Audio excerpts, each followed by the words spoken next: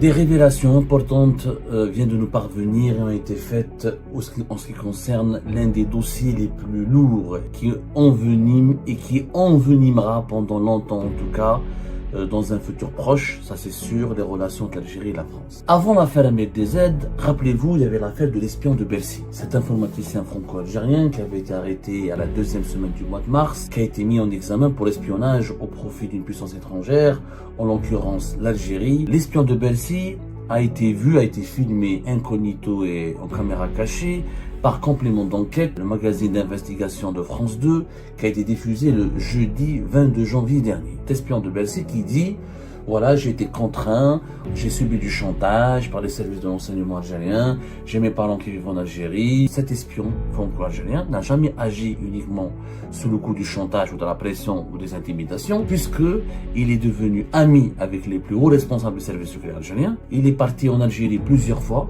à maintes reprises.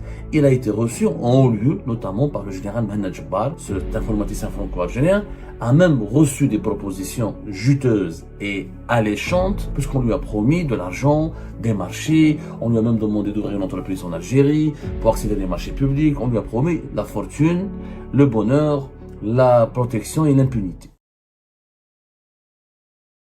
Des révélations importantes viennent de nous parvenir et ont été faites en ce qui concerne l'un des dossiers les plus lourds, les plus toxiques qui enveniment et qui envenimera pendant longtemps en tout cas, dans un futur proche, ça c'est sûr, les relations entre l'Algérie et la France. Avant l'affaire Ahmed DZ, rappelez-vous, il y avait l'affaire de l'espion de Bercy. Cet informaticien franco-algérien qui avait été arrêté à la deuxième semaine du mois de mars, qui a été mis en examen pour l'espionnage au profit d'une puissance étrangère, en l'occurrence l'Algérie, après avoir divulgué des informations concernant des exilés et des opposants algériens vivant en France. L'espion de Bercy a été filmé incognito et en caméra cachée par complément d'enquête, le magazine d'investigation de France 2, qui a été diffusé le jeudi 22 janvier dernier. Le jeudi dernier, les journalistes de complément d'enquête sont partis à la rencontre de ce franco-algérien qui a été mis en examen encore une fois pour l'espionnage, intelligence avec puissance étrangère, livraison à une puissance étrangère d'informations sur Internet fondamentale à la nation, exercice d'activité pour s'informer sur les intérêts fondamentaux de la nation pour une puissance étrangère. Il avait été mis en examen le 19 décembre 2024 et son affaire a été rendue publique par l'AFP, Le Parisien, d'autres médias français au début du mois de mars 2025. Il avait été repéré par la DGSI, la Direction Générale de la Sécurité Intérieure, le service de contre-espionnage français, et c'est eux qui ont mené l'enquête, qui l'ont interpellé, qui l'ont placé en garde à vue et qui l'ont forcé à collaborer avec eux en le contraignant à dire la vérité sur ses rapports avec des responsables des services secrets algériens. Lors de son passage très controversé et qui a été pour moi la valeur ajoutée de complément d'enquête, on n'en parle pas, on parle que de la séquence de MDZ qui traite Abdelmajid Tebboune de voyou, mais pour moi la séquence la plus importante c'est cet espion de Bercy qui dit « Voilà, j'ai été contraint, j'ai subi du chantage par les services de l'enseignement algérien, j'ai mes parents qui vivent en Algérie, j'ai été vraiment victime de chantage, et c'est pour ça que j'ai donné des informations détaillées et des personnels sur les opposants algériens qui étaient ciblés par le régime algérien. » À la suite de ce travail, ou à la suite de ces livraisons d'informations, un certain nombre d'opposants algériens ont été agressés, kidnappés, enlevés, ou menacés, ou persécutés, ou directement victimes d'atteinte à leur intégrité physique ou morale. Notre confrère Mohamed Sefaoui, qui est très bien sourcé ici en France, et qui a d'excellentes sources, notamment sécuritaires ici en France, et qui maîtrise le dossier MLDZ parfaitement. Je vous rappelle que Mohamed Sefaoui, qu'on l'aime ou qu'on ne l'aime pas, qu'on soit d'accord avec lui ou ne pas d'accord avec lui, qu'on apprécie son travail ou qu'on ne l'apprécie pas. Mais c'est un vrai journaliste. On peut ne pas apprécier ou on peut diverger avec lui ou ne pas. On peut même peut-être même se démarquer de lui quand il a certaines lectures radicales de certains événements en Algérie, quand il prend une opposition radicale vis-à-vis des autorités algériennes. Il n'en demeure pas moins qu'il est très bien sourcé, qu'il a des informations largement très bien recoupé et qu'il a accès à un carnet d'adresses, un carnet de sources bien introduite au sein de différentes institutions, notamment les institutions sécuritaires françaises. Et j'ai eu à le confirmer à maintes reprises. Hier, dans une vidéo, il y a de cela 2 jours, dans l'une de ses vidéos, il a révélé que cet espion franco-algérien n'a jamais agi uniquement sous le coup du chantage ou de la pression ou des intimidations, puisque il est devenu ami avec les plus hauts responsables du service secret algérien. Il est parti en Algérie plusieurs fois, à maintes reprises. Il a été reçu en haut lieu, notamment par le général Mohamed Jebbar, général-major Mohamed Jebbar, qui dirigeait le renseignement extérieur algérien, à savoir la direction de la documentation de la sécurité extérieure de 2022 jusqu'à 2024. Ces informations sont choquantes, très choquantes, et elles démontrent, parce que quand quelqu'un dit, voilà, c'était du chantage, j'ai agi sous la pression, sous l'intimidation, etc., comment se fait-il alors qu'il est parti en Algérie? Est-ce que c'est vrai qu'il était parti en Algérie? Est-ce que c'est vrai qu'il a été reçu, quand on est reçu en très haut lieu? Et encore mieux, Mohamed Sefawi a révélé que cet espion de Bercy, cet informaticien franco-algérien, a même reçu des propositions juteuses et alléchantes, je dis bien juteuses et alléchantes, puisqu'on lui a promis de l'argent, des marchés, on lui a même demandé d'ouvrir une entreprise en Algérie pour accéder à des marchés publics, on lui a promis la fortune, le bonheur, la protection et l'impunité. Ces informations sont un véritable pavé dans la mare. Je peux aujourd'hui vous confirmer que j'ai parlé à d'autres sources et je me suis entretenu avec Mohamed Sefawi et j'ai pu confirmer auprès de lui, comme j'ai confirmé auprès d'une source tierce, que toutes ces informations sont, je dis bien entre guillemets, malheureusement vraies. Cet informaticien, d'abord, est un Algérien. Ce n'est pas un beurre, il n'est pas né en France, comme on dit. C'est un franco-algérien, mais il n'est pas né en France. Il est né en Algérie. Il est âgé aujourd'hui de 56 ans. 57 ans. Il est venu jeune en France. Il a étudié en France. Ensuite, il a fondé une famille ici en France. Ensuite, il a été naturalisé français. Il a travaillé à l'OFII avant d'intégrer le ministère de l'économie. L'OFII, c'est l'Office français de l'immigration et de l'intégration, avant d'intégrer par la suite le ministère de l'économie, Bercy, au niveau d'une division importante de ce ministère stratégique et régalien. Le ministère de l'économie, c'est l'équivalent du ministère des Finances.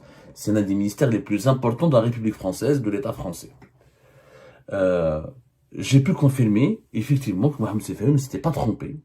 Cet informaticien franco-algérien a voyagé en Algérie entre 2023 et 2024 au minimum à 3 reprises. Au moins à 3 reprises. Comment ça s'est passé? Effectivement, Mohamed Hussam Eddine Bouaziz, qui était le vice-consul d'Algérie, du consulat d'Algérie à Créteil, s'était lié d'amitié avec lui. Ils ont partagé, ils ont créé, il y a eu des affinités personnelles qui se sont créées. Bouaziz, Hussam Eddine Bouaziz, qui est un colonel de la DDSE, c'est-à-dire de la Direction de la documentation de la sécurité extérieure, à savoir le renseignement extérieur algérien, et s'était lié d'amitié avec lui, des affinités ont été créées, ensuite c'est lui qui l'a recruté autant que top, mais au départ, il lui a fait ni chantage ni rien du tout. Il y a eu, selon nos investigations, des services qui lui ont été rendus à cet informaticien franco-algérien par le colonel des services algériens, des services en ce qui concerne sa vie privée, etc., et des lieux de rencontre dont il avait cruellement besoin pour on va dire des affaires de cœur et des affaires de femmes. Il y a eu des affaires de femmes entre Hussam Eddine Bouaziz et cet informaticien. Par la suite, cet informaticien a été donc très charmé et séduit par les services de renseignement algériens qui l'ont invité en Algérie. Le vice-consul d'Algérie à Créteil va lui organiser un séjour à Alger, il va l'emmener à Alger, il va l'introduire à la direction, c'est-à-dire aux plus hautes autorités du service de renseignement extérieur. Il va rencontrer notamment le général Mohamed Jebbar, général-major Mohamed Jebbar. Général-major Mohamed Jebbar, poids lourd des services de renseignement algériens, et je rappelle que c'est quand même pas n'importe qui, puisqu'il avait accès directement, comme il avait Majid Tebboune, il avait accès directement à à Saïd Changriha, et c'était, au cours de ces dernières années, l'un des décideurs les plus importants du régime Tebboune et l'un des cerveaux de son appareil sécuritaire. Et maintenant, tu parles, ils ont essayé donc de fidéliser cet informaticien en lui demandant de créer une entreprise en Algérie pour obtenir des marchés en Algérie, des marchés publics. C'est comme ça qu'ils allaient le financer. L'objectif était de le financer pour lui permettre d'avoir un train de vie confortable et pour lui permettre aussi de créer une cellule de hackers ou une cellule de pirates qui pourraient opérer depuis le sol français contre des cibles françaises et étrangères déterminées par les services de l'enseignement algérien. Cet informaticien n'avait pas dit non. Donc il n'y a pas que du chantage. Il a été charmé au départ, il a été entraîné dans un jeu malsain, dans une sorte d'alliance malsaine, et où il y avait des intérêts des intérêts qui l'ont vraiment charmé. C'est-à-dire, il était convaincu parce qu'il était en train de faire. Apparemment, il y aurait eu des problèmes par la suite. C'est-à-dire que quand on a commencé à lui demander de faire des choses pas catholiques, parce que lui, au départ, il pensait qu'il devait juste fournir de l'information, à savoir des localisations, des adresses d'un certain nombre de personnalités algériennes. Mais la situation s'est beaucoup compliquée pour cet informaticien quand les services secrets algériens ont commencé à lui demander de lancer des attaques, à savoir de pirater des comptes, d'accéder à des bases de données officielles de l'État français, de pirater des comptes de personnalités françaises, ou de s'attaquer à certains écosystèmes informatiques de l'État français. Là, lui, il a commencé à prendre peur. Et il a commencé à freiner. Et ces agissements ont été par la suite repérés par le contre-espionnage français. Parce que les Français, les services secrets français ne dorment pas sur leur laurier. Voilà, peut-être ils se sont fait avoir une première fois, voilà, parce que il est algérien, cet informaticien, cet espion de Bercy. Donc il est entré, il a été repéré par les services secrets algériens quand il partait au consulat d'Algérie à Créteil pour ses besoins administratifs, renouveler son passeport, faire une procuration pour ses affaires en Algérie, retirer un papier, prendre un document. Donc tout s'est passé au départ dans un consulat, qui est le consulat d'Algérie à Créteil. Jusque-là, les services secrets français du contre-espionnage pouvaient ne pas se permettre, pouvaient l'ignorer, ou pouvaient ne pas être mis au courant, ou n'ont pas été alertés, ou n'ont pas été leur vigilance, enfin, on a pu tromper leur vigilance parce que tout se déroulait au sein du consulat d'Algérie à Créteil. Mais visiblement, il y a eu des rencontres physiques dans d'autres lieux, et il y a eu des communications, il y a eu des va-et-vient ou certains voyages controversés de cet informaticien qui travaille à Bercy, à Alger, et le service de contre-espionnage français l'ont repéré. Ils ont mené une enquête cette enquête qui a abouti à son arrestation. Et vous allez me dire, Abdou, mais pourquoi cet espion de Bercy, il est coupable de pratiques aussi graves, et s'il a vraiment flirté et collaboré avec les services secrets algériens, pourquoi la justice française ne l'a pas placé en détention? Pour une raison très simple, c'est que lui, il a collaboré. Il a tout balancé.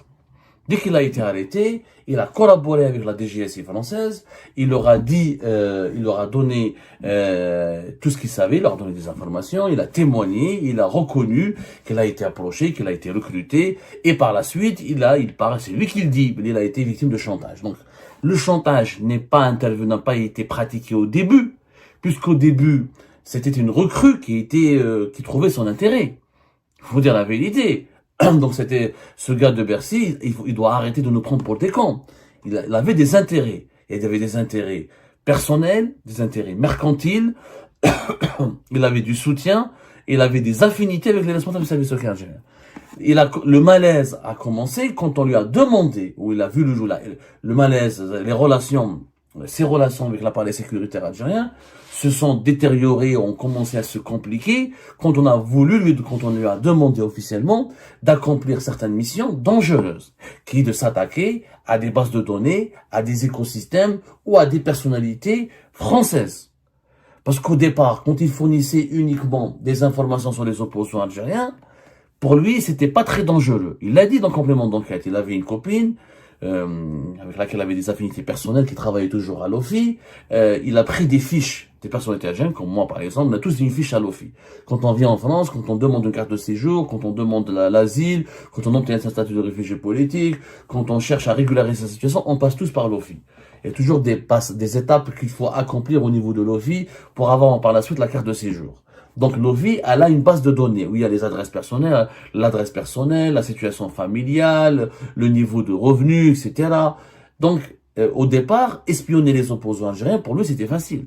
Et je pense, et je le dis, je le pense sérieusement, que si cet espion de Bercy s'était limité uniquement à espionner les opposants algériens, il n'aurait pas été détecté, il n'aurait pas eu de gros ennuis.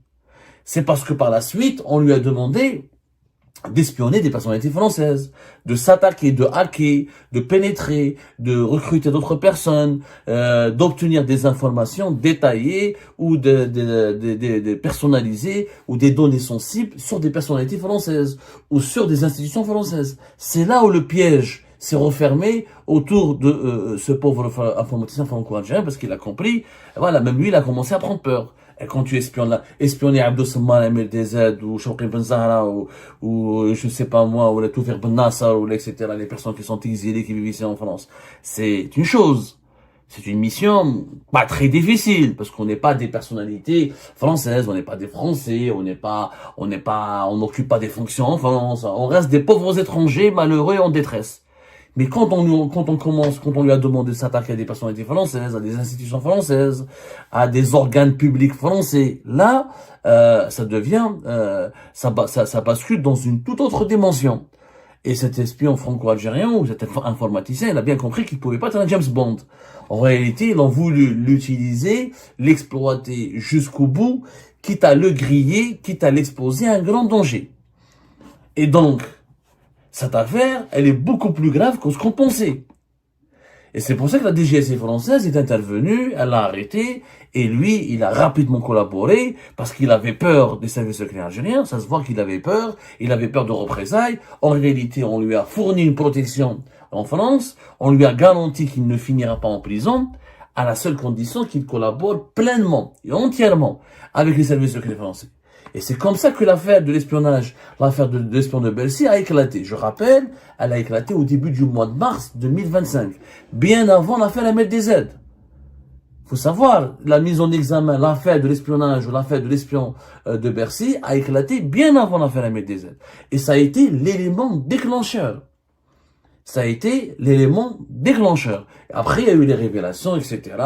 Le parquet Paris l'a placé sous contrôle judiciaire. Ensuite, le parquet national antiterroriste a repris l'affaire. Il l'a intégré, c'est devenu l'un des volets de l'affaire Ahmed DZ. Le parquet national antiterroriste, il a fusionné l'affaire de l'espionnage, de l'espion de Bercy avec l'affaire d'Ahmed DZ. Et il a, donc, comment dirais-je, il les a fusionnés dans le même dossier. Et c'est toujours deux juges d'instruction qui sont en charge des deux dossiers, et les deux dossiers sont traités pratiquement sur le même pied d'égalité. Par la suite, il a été médiatisé, son avocat Fabien Aracléon n'a pas voulu s'exprimer, la presse algérienne, la presse française, elle a commencé à faire des révélations importantes, comment il a utilisé une femme franco-algérienne, elle aussi, avec laquelle il avait une relation intime au niveau de l'OFI, pour lui ramener des informations importantes sur les opposants algériens, mais on ne connaissait pas tout de ce dossier. Ce dossier est beaucoup plus grave et beaucoup plus scandaleux qu'on le pense. On lui avait demandé de s'attaquer à des cibles, des personnalités, des entités gouvernementales françaises. De deux, les services secrets algériens lui ont promis des financements et une vie très confortable et un traitement de faveur. Et trois, il a été reçu en très haut lieu. Donc, moi j'aimerais bien maintenant avoir les éclaircissements et des éclairages de la part des autorités algériennes. Vous allez me dire, c'est de bonne guerre. Tous les services de l'enseignement essaient de recruter des tops. C'est même leur mission. Je peux le comprendre. Sauf qu'ils ne doivent pas se faire avoir. Et de deux, ça dépend quelles étaient leurs intentions. Espionner, s'attaquer et violer la souveraineté d'un pays étranger, notamment un pays qui est censé être ami, et un partenaire comme la France, parce que ils n'ont pas, les services secrets algériens n'ont pas recruté un espion à Tel Aviv ou dans un pays au Maroc, dans un pays hostile. La France est censée être un pays partenaire, et censé en tout cas être un pays ami. En plus, lui demander d'accomplir des missions subversives, c'est-à-dire obtenir ou pirater ou obtenir des bases de données et des fichiers. Et apparemment, d'après nos sources, il a fourni des informations sur des cibles françaises et pas uniquement sur les opposants algériens. Là, ça veut dire qu'il y avait une logique belliqueuse, il y avait une intention de la part des services secrets algériens ou de la part du régime Tebboune de déstabiliser la France et ses institutions. L'objectif ne se limite, leur objectif à travers cette opération de l'espion de Bercy ne se limitait pas ou ne consistait pas uniquement à cibler les opposants algériens. Ce qui donne à cette affaire une dimension sulfureuse et ça peut la transformer en un scandale d'État qui pourrait mettre le régime Tebboune dans une position très inconfortable. Là, c'est un acte hostile. Pour ne pas dire même, ça peut être un acte de guerre.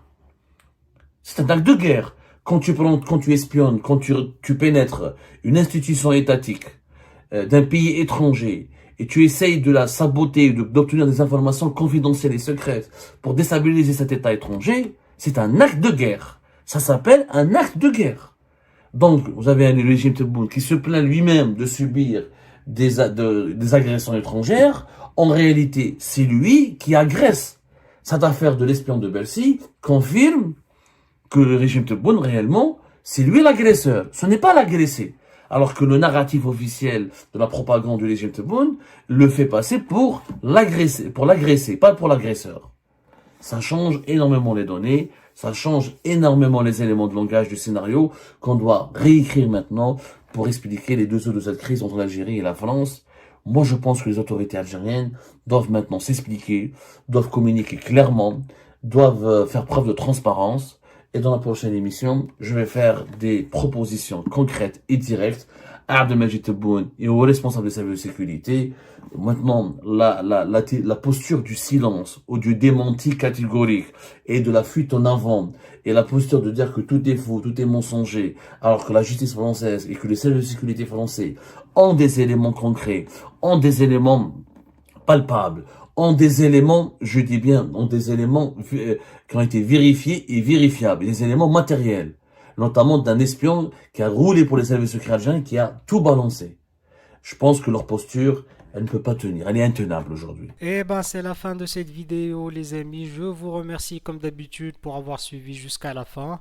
N'oubliez pas de nous laisser vos commentaires et vos réactions sur la vidéo et de vous abonner à la chaîne si vous n'êtes pas encore abonné. Et merci aussi pour vos commentaires et vos discussions très animées dans la section des commentaires. Donc, vous n'oubliez jamais de décortiquer bien un sujet sur tous les points qui ont été abordés dans la vidéo et ça fait vraiment plaisir quand moi-même je ne fais pas de commentaires, je m'appuie sur vous pour que vous puissiez bien expliquer les choses et en faire des discussions civilisées et dans tout le respect possible.